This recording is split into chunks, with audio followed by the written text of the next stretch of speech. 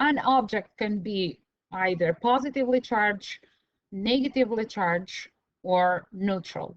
Now, the first thing that we will see is we'll focus on as to why do the objects become positively, negatively, or neutral object? What is that mechanics that make the objects to be positively charged, negatively charged, or neutral? In order to understand this, we have to go back to Bohr's model of the atom. When we were talking about Bohr's model of the atom, we know that model of atom.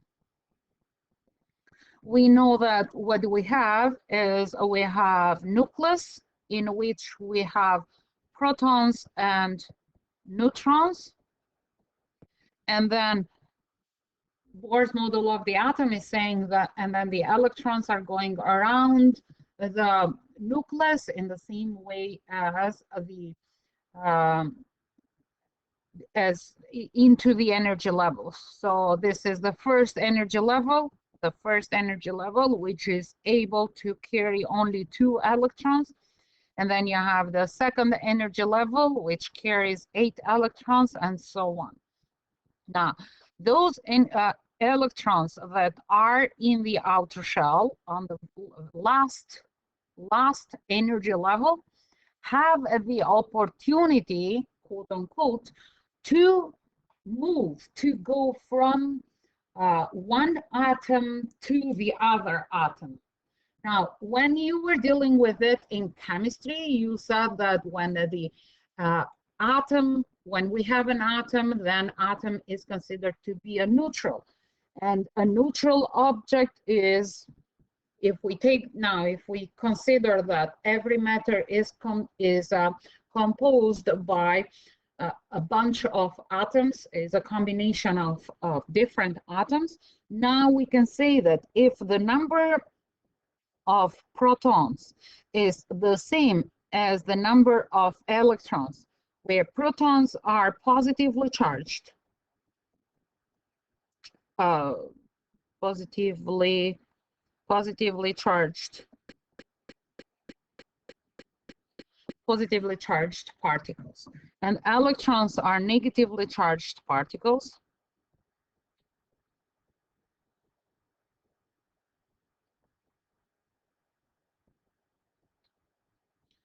Even from what you have been doing in science to this point, you can say that if you have the same number of positives and the same number of negatives, so then the object will be a neutral object. And usually at the base of the Bohr's model of the atom, a neutral object is an atom. It's considered to be an atom, okay? And when we have an atom that is charged, then we consider that as an ion. This is what you have said in chemistry. So now, what is happening with the atom? Speaking of, when those protons and neutrons are within the nucleus, what is happening? Those are kept together, are tied together with something that we will discuss and talk about it on the later classes, something that is known as the binding energy of the nucleus. So those protons and neutrons are tied together into the nucleus because it's that is known as the binding energy of the nucleus. Anyway, so now, if the number of protons, which in an atom never changes, so when you have an atom, any atom, take calcium, take sodium, take fluorine, take chlorine, any atom, the number of protons do not change. It is one of the characteristics of the atom. Okay, it doesn't change. They are tied together with the neutrons into the nucleus. And when you are moving from one atom to the other, what it is changing is the number of protons in the nucleus. So when the number of protons is greater than the number of electrons, meaning that the positive charges are more than the negative charges, then the object is known to be as a positively charged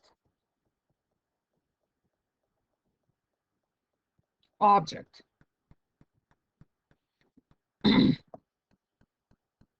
Now, how can that happen? Is when the electrons in the outer shell of the atom are leaving the structure of the atom to go to another object. By doing so, what the electrons are doing are making the atom that they were originally as a positively charged, and then making the atom that they are going to as a negatively charged. And when the number of protons, is less than the number of electrons, then the object is becoming negatively charged. As I said, we are looking at it into the perspective, into the basic as to why is this happening. But in an object, we have billions and billions of atoms.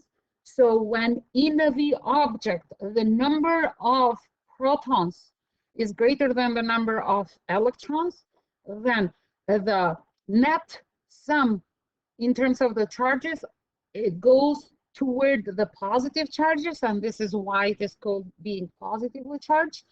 And when the number of protons in the object is less than the number of electrons in the object, then let's say the balance goes toward the electrons, which is negatively charged. This is why it is called to be a negatively charged object, because the number of electrons is more than the number of protons. So this is the basic as to why the objects are becoming positively charged, negatively charged, or neutral. Now, when the electrons are leaving one object, now we'll go from the atom that we know how and why they are leaving the atom, the structure of the atom, from the atom to the object. When the electrons is leaving the object, when the electron is leaving the object and going toward another object, what is happening? Assuming that we start with a neutral object, then what is happening is that the object that the electrons are leaving at, so if we have object A here and object B here, and from object A, the electrons are leaving and are going toward object B, what is happening is at the end, object A is becoming positively charged because the number of electrons is less than the number of protons now, and object B is becoming negatively charged. In order to identify the charges, what do? Is we use a unit for charges, and the unit for charges is known as coulombs. It's to honor the work that Charles Augustin de Coulombs, it's a French physicist, have done into the branch of electrostatic forces. And we will talk about that that law that Coulombs implemented as to the interaction between the charges later on. Usually the charges are known with letter Q, and it is because of French, but usually is lowercase q, sometimes is uppercase q, but it's q. Now, I just want to emphasize to you something, that the electrostatic was discovered after electricity. The mechanics of electrostatics was able to be explained after electricity, and we were using widely electricity without knowing the mechanics of the electricity. And the intensity of the current, which is the known with or assigned with letter I, is the rate of change of charges per unit of time. So it's telling you how many charges are going per 1 second. And when you see the units for charges are coulombs, and the units for time is seconds. Now, Alexander Volta have done a lot of work on the intensity of the current, and he called this as an ampere. So 1 ampere is 1 coulomb over 1 second. We'll talk about this a bit later on, but just so that you know, what is happening here, and a bit of history as to, yeah, we can use something without knowing properly how the mechanics and how does that thing work. Now that we know that the objects are charged as a result of the motion of the electron, we, through the experiments and through a lot of steps actually, is defined that the charge of 1 electron, which is known as the elementary charge, is equal to 1.60 times 10 to the power of negative 19 coulombs. So 1 electron is cause motion of the electron. If it is leaving, then it's making it positively charged, so 1.6 times 10 to the power negative 19 coulombs. And if it is going to another object, is making that object as a negatively 1.60 times 10 to the power of negative 19 coulombs. Okay. So now we'll move to that other focus question as to why the objects are behaving in a different way, one object from the other. We have 2 types of objects in terms of when we see it from the perspective of electrostatic. We have conductors and we have isolators. Conductors are materials that are allowing the electrons to move freely. So if you have 2 conductor spheres, usually are metals, then the electrons are moving from one object to the other very freely. Okay, so then when you are putting them either in contact or not, or connecting them with a conducting wire, then the electrons will go from one object to the other, depending on why and how it is in search for electrons, search, quote unquote. Okay, so an example of conductors are metals, ionic solutions. Graphite is a very, so metals, ionic solutions, or graphite is a very good conductor material. In a difference with conductor, isolators will not allow will hold the electrons into themselves, will not allow even the electrons to come into the object. So those are,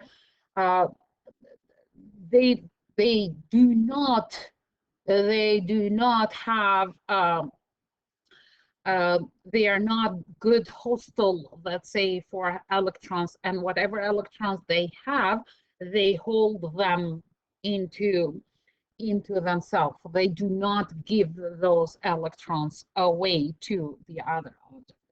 And an example of isolators are things like glass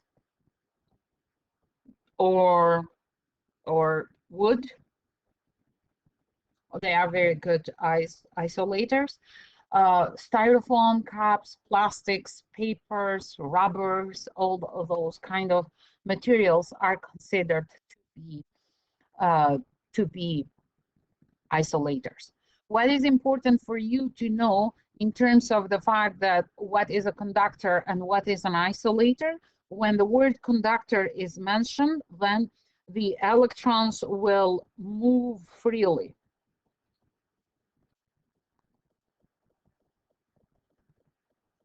Within the object, they will be distributed evenly and from one object to the other. Within the object,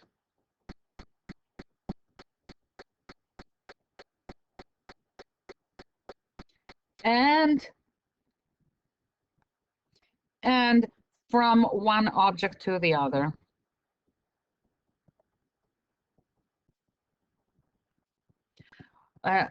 In difference with isolators, the electrons will not move freely.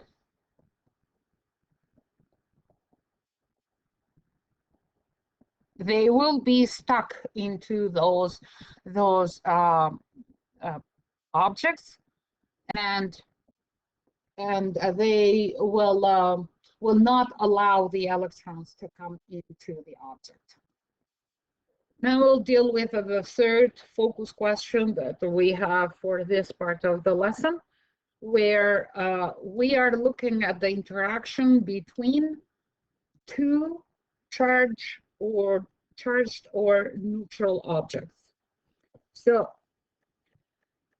even in the previous grades, you probably have seen and have discussed that question or that law that is known as the general law of charges, when it is saying general law of charges. In that law, what was stated, saying that same charges will repel, opposite charges will attract. Same charges repel, and opposite charges will attract. So what this is saying, this general law of charges, is known as the general law of electricity or electrostatic, is saying if you have an object A, that is positively charged, and here you have another object B that is negatively charged, then since they are two opposite charges, okay, they will attract each other. And when we are saying attract, then that means that there is a force that they are experiencing. And that force will be a force that is going from the center of object A to the center of object B. So it's a line that the force will be in that line, going through that line. So since it is attraction, then we'll have a force, that electrostatic force that object A is experiencing as a result of the presence of object B. And even when we stand at object B, we will see that we will have a force, attraction, that is B as a result of A. Coulomb identified that what is the magnitude of this force. Up to that point, we just knew that those are attracting or those were repelling each other.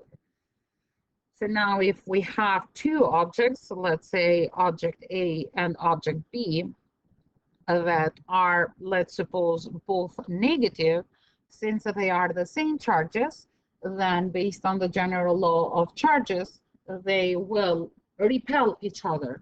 But along which line will this repulsion force will be experienced? Will be experienced through the imaginary line that is between the two centers of the object. So now you will have a repulsion force that A is experiencing as a result of B, of the presence of B, and the repulsion force that B is experiencing as a result of A. And even when we have two positive charges, so let's suppose that we have charge A here and charge B here, that are both positively charged, then based on the general law of charges, the force that those two charges will experience will be a repulsion. But at what line, at what direction will that repulsion be? Will be through the imaginary line that passes through the center of the mass of the object. And since it is a repulsion, will be something like this. For electrostatic force that A is experiencing as a result of the presence of B, and for B will be the electrostatic force that B is experiencing as a result of A. This being two charges that are opposite, they will attract, opposite charges will attract, and same charges will repel. It's it's very, very intuitive, and you have seen that along the course of sciences that you have had since when you were dealing with electricity. But when we have an object that is positively charged and or negatively charged, when we have an object A that is positively charged and an object that is neutral, what is happening is always attraction. And even when we have the object A being negatively charged and an object B that is neutral, still what will happen is attraction. Why is this happening? Because being under the presence of the let's analyze the first one, and then the second one will be pretty much the same. Being under the presence of the object A that is positively charged, object B, it is a neutral object. What will happen is a rearrangement of the charges. So charge A will attract the positive charges in nearby itself, will attract the negative charges nearby itself, since the attraction is happening between opposite charges by pushing away the positive charges. Now you may say that why the positive charges are pushed away? Because it's relative to what is happening with the negative. So on this area here, let's say area X, what is happening, you have more negatives than positives, and those negatives are taken from, let's suppose, this area Y of charge B. So when the rearrangement of the charges within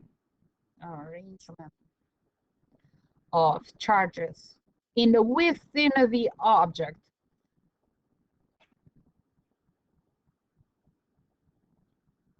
the object is happening.